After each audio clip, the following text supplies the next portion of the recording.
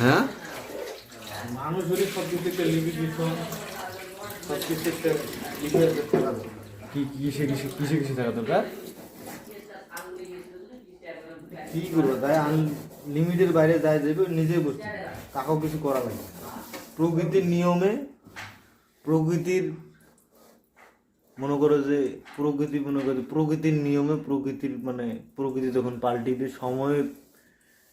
সময় যখন চেঞ্জ হয়ে যাবে, ওগুলো মনে করো যে এমনি যেগুলো অতিরিক্ত, এমনি ওগুলো দেখতে পাওয়া যায় এক সময় ওগুলো পতন, ওগুলো পতন হবে, ওটা পায় না।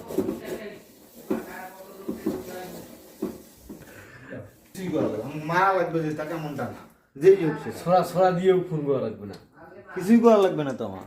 তাইলে কি করার কি কি কালের পরিবর্তনে, প্রকৃতির নিয়মে ওগুলো এমনি কালের পরিবর্তনে তারা কি হারিয়ে যাবে? হারিয়ে যাবে। অকাল অকাল অকাল মানে দেখা যাবে যে কোনো এক মানে তপই দেখা যাবে।